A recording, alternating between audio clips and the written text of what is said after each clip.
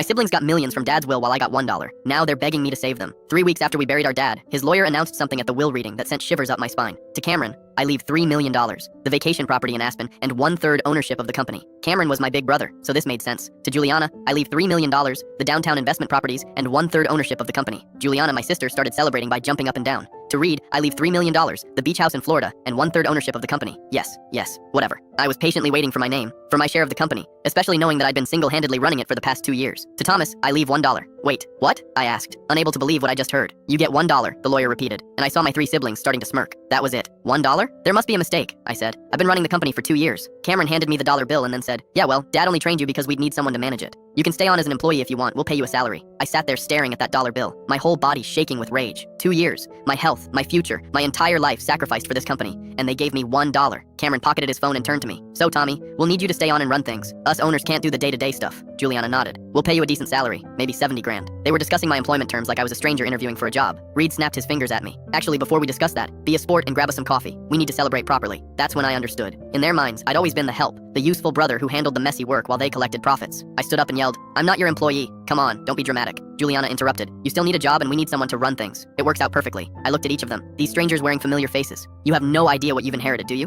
Dad was already struggling before he got sick. I'm the only reason this company Still Music exists. Cameron laughed. It's a construction company, not rocket science. I walked to the door, then turned back to give them a warning. Your first payroll is due in 3 days. Your biggest client requires daily progress reports I've been filing. Your form, and only stayed because of personal loyalty to me. You have 3 months before this all comes crashing down. Reed called out. Don't be ridiculous. We own this company now. Yes, I said. Good luck with that. I walked out knowing exactly what would happen next. 3 months later, my phone rang at midnight. Cameron's name lit up on the screen. I almost didn't answer, but my curiosity won. Tommy, we need you at the office tomorrow morning. 8 sharp, he said like he was still my boss. Excuse me, the foreman quit today. Took half the crew with him. You need to talk to him and get him back. His tone was annoyed, not desperate. He kept going when I didn't answer. Also, 3 clients are being difficult about their contracts. You need to smooth that over, and suppliers want cash up front now, which is ridiculous. He was literally giving me a to-do list. Like, I worked for him. Cameron, I don't work for you. Don't be petty, Tommy. We're offering you a position. That's more than fair for someone with no ownership. I could hear Juliana in the background. Tell him it's not negotiable. I don't care. I said I'm not coming back. Cameron's voice sharpened. You have to. It's Dad's company. It's your company now. You made sure of that. Look, his tone shifted, trying to sound reasonable. We both know you need this job and we need someone experienced. 100 grand. Final offer. No. Tommy, stop being difficult. Reed grabbed the phone. Get your butt in here tomorrow or we'll sue you for sabotage. Sue me for what? Not being your employee? He went silent at that. Cameron grabbed the phone again, his voice finally cracking. Tommy, please. We can't make payroll Friday. The bank's calling in loans. Now the panic was finally creeping in. We were wrong. Okay. We convinced Dad you were too young for ownership. We met with the lawyer while Dad was confused from the chemo. So, this was the real truth. They had manipulated the will to cut me out, not expecting to lose in the end. We'll lose everything if this company goes under. Our houses. Everything. Juliana's voice, no longer commanding. Tommy, we're family. You haven't been my family since you asked me to fetch your coffee, I said, and hung up. They filed for bankruptcy a month